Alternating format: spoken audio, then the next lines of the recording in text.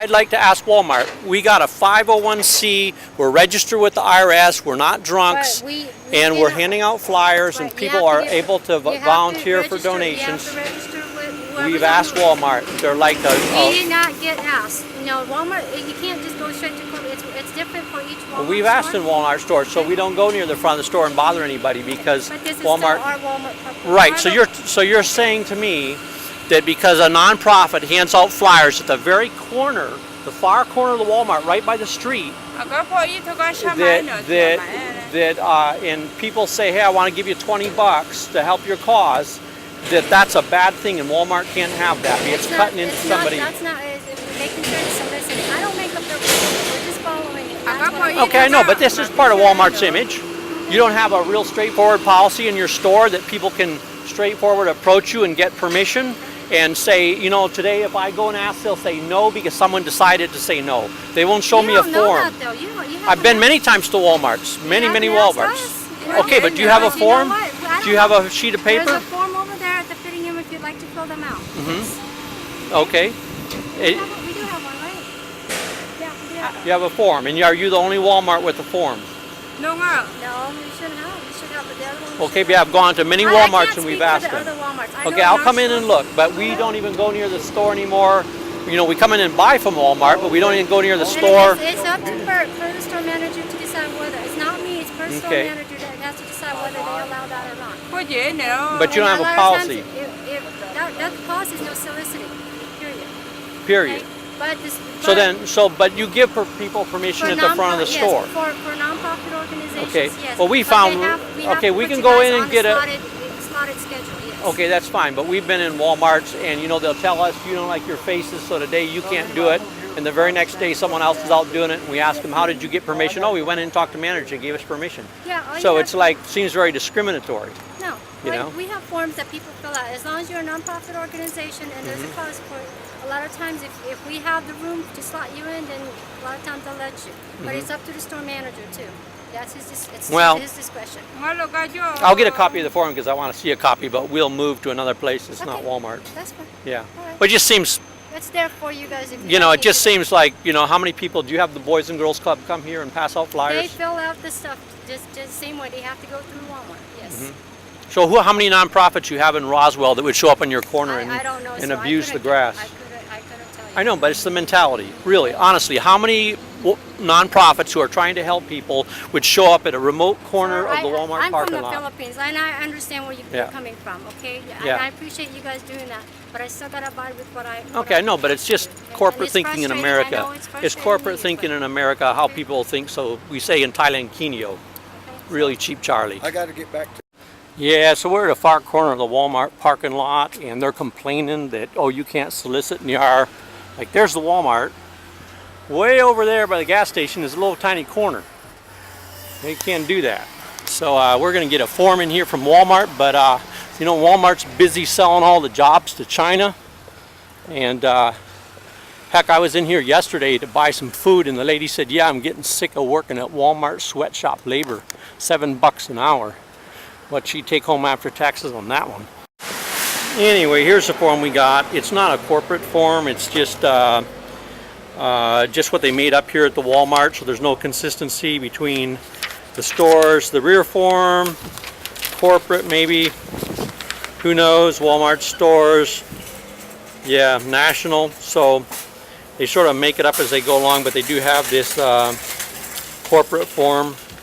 But we found that pretty much they blew like a flag, you know. They'd tell one group yes and one group no, and there wasn't much standardization at the stores. But here's the front of the store, and you can't see where they're standing. It's so far away over there by the corner by the gas station. But for a company like Walmart that's been so busy selling jobs to China, somebody trying to, you know, it's not like they have people standing out here every day handing out literature. It seems pretty chintzy, you know, oh, corporate rules. But yeah, we got corporate rules too, and one of them will be don't spend your money at Walmart.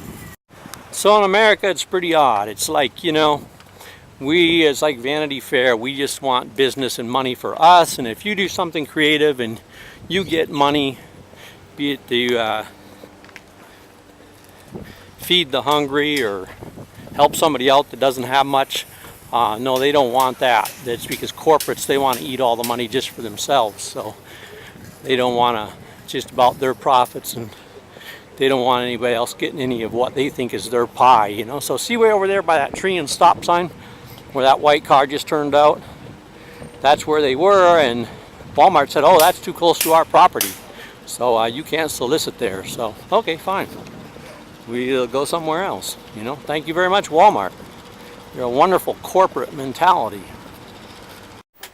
So anyway, she was saying that, you know, here in America where there's such a massive amount of money, there's a equivalent or larger quantity of greed, you know, that people, if they want to stop, they can stop, and they want to stop and see what your flyer's about, they can stop and see what it's about, and oh, they're soliciting, God, they're asking for money to help run a project, and you know, you got to get on a 2-month waiting list with Walmart, and Walmart doesn't give us any waiting list when they send our jobs overseas just to make profit for corporate, and you know, they don't get our permission when they shoot their meat full of drugs.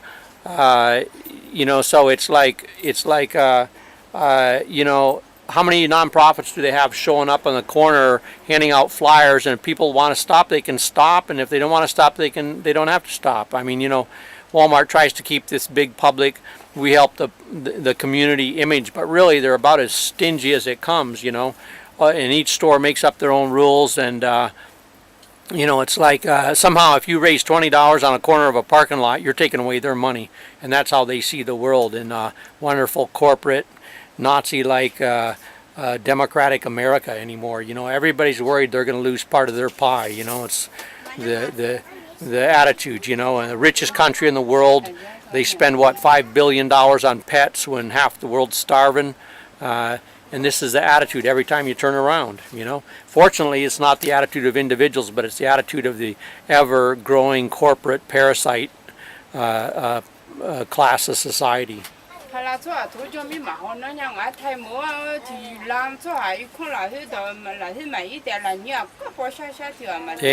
Thailand and other Asian countries, people can go out and do something quite quickly and raise money for a cause and help a community or a village. And you know, here in America, where they have such a quantity of money, everybody's, you know, really capitalizing on how greedy and selfish and territorial they can be in the corporate world. And like I say, it's nice that there's a lot of individuals in America who are getting totally screwed by the corporations who are really good-hearted and helpful, and we really appreciate that in Roswell. So let's see. So today we're parked in the Walmart parking lot. This parking lot in Roswell is really huge. I mean, it's hundreds and hundreds of feet across, and out near the traffic light, the traffic empties out of the Walmart parking lot, and there's a little island there with a little bit of green grass and a tree with a little bit of shade. So it's not to the main street yet, so I said to meet you, you know, stand there and hand out flyers, and so that's what she did. And then the Walmart people come all the way out and say, you know, you can't stand there and hand out flyers. You know, we got complaints that you're soliciting. Well, so what?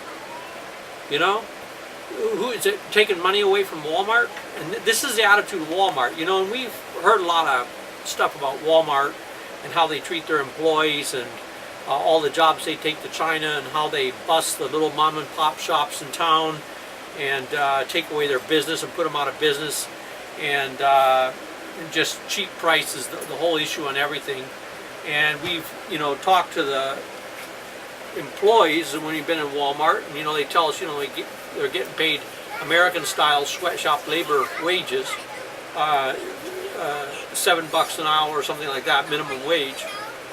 And so, you know, we've sort of like, you know, walked the middle road with the whole thing, you know, but we've always picked up on this overtone, you know, that it's Walmart the supreme, you know, and they talk about what they give the community. Well, why would they care if a registered nonprofit is soliciting funds and handing out flyers only to people who want to stop and ask? I mean, this is traffic driving by with their windows rolled up. Excuse me, Walmart. this is only people who stop and roll their windows down in their cars that get the pitch. You know, here's a flyer, this is what we're doing. If you can help out, please help out. If not, so what, you know? And so Walmart comes out there and says, no, you can't do this on our property. I mean, this little tiny corner at the far corner of their lot where there's a stop sign and it lets out onto another street. No, that's actually a private road, right? I'll remember that next time I slip and fall at Walmart, that private road, that they're liable for that part too. But anyway, this is what makes America petty. The corporations that are getting $400,000 and $500,000 a day in business, and someone standing out at the corner of their field gleaning at the corner of their field, and the rich, selfish corporate entities come out and say, no, you can't do that. We want it all. People are complaining. They're not getting it. We want it. Anyway, we've seen this at Walmart a number of times, and we've seen it as an attitude in general. A lot of the smaller businesses, you can go and ask them and get the straight up, yeah, the manager will say, yeah, you can go stand out at our parking lot or near the front door or something, hand out flyers, let me see your flyer, you know. But with Walmart, it's very corporate. So for those of you who like Walmart or don't like Walmart, take that as you want, do with it what you want. But I guess after a number of events, our patience with Walmart is worn pretty thin about their attitude that somehow they're losing out. Now, we did talk to one group in Show Low that a couple days after we asked and they said no. Another group was at the Teen Challenge was at the door of Show Low, and they had come up from Phoenix and they had given them permission to stand out front and ask for donations. They had a big bottle there full of dollar bills and 5s and 10s and stuff. And we don't begrudge that a Teen Challenge at all. I think they're a good outfit. But we asked them what Walmart said, and they said, no, you can't ask people when they're going in, only when they're coming out. So the idea is we wouldn't want Teen Challenge to get $1 from a person coming into Walmart. You know, they're coming in to buy that $3 gallon of milk, and they only have $4, and we want them to give $2 to a charity that's helping people, and then walk out and not have enough money to buy their milk. Is that it? Or, you know, you only ask them when they're leaving. I mean, we're really concerned that they might donate to you instead of buy something in Walmart. I mean, that's the mentality. So if you're pro-Walmart or anti-Walmart, take it how you want, but that's what we see, and we try to just, you know, report on some of this stuff without maybe saying how we really feel about it, because there's a lot of different opinions on Walmart, but that's one of our experiences that we've had today about the Walmart situation. I wanted to mention too the other thing. When I was a kid, you saw maybe 7-Eleven and a gas station or two, and that was it. And those were the only corporate entities in our lives in the 60s, not very many at all. And you had the Tide commercials on TV where they gave you a free steak knife in the box and all, you know, shampoo and hairspray. Oh, that was big. But that was when I was a kid in the 60s. And now, everywhere you look, it's corporations. And for the most part, those corporations are sucking the money and blood out of communities that need it most. And the little mom and pops, the people that run their own shows, the family businesses, those are very difficult to run anymore, and that's the way the corporations want it. And that's a big difference. Growing up now, it's just corporations everywhere you look. That's it. We were talking today and thinking, and with all the things we got to do, we got dumped the sewer tanks, and we got new fresh water from Main Street Trailer Sales in Roswell. Really nice people. The lady there at the phone, really nice. The people were really nice. And with the exception of the corporate people at Walmart, people in Roswell are really nice. They'd really be nice. And I think that's probably why the aliens chose, when they were crash landing, doing an emergency crash landing, why they chose to crash at Roswell or near Roswell instead of like near Phoenix, was because they knew the people in Roswell, New Mexico were really nice, and that was the best place to crash if you had to put down a spaceship in an emergency. Okay, see, this is a little sand spur, yeah, right? And Michu loves it when she steps on one and gets it in her foot because the kids didn't clean their shoes off and she's walking around barefoot. And I stepped on one right there that somebody tracked in the house, stuck right there. Man, that stuff really hurts. It goes in as far as it can, like that, it dumps off a bunch of poison, and it makes you smile, and you pull it out again. It's quite something. It's quite an experience. 5 little kids tracking these in the house and having mom and dad step on them. Yeah, Michu loves that.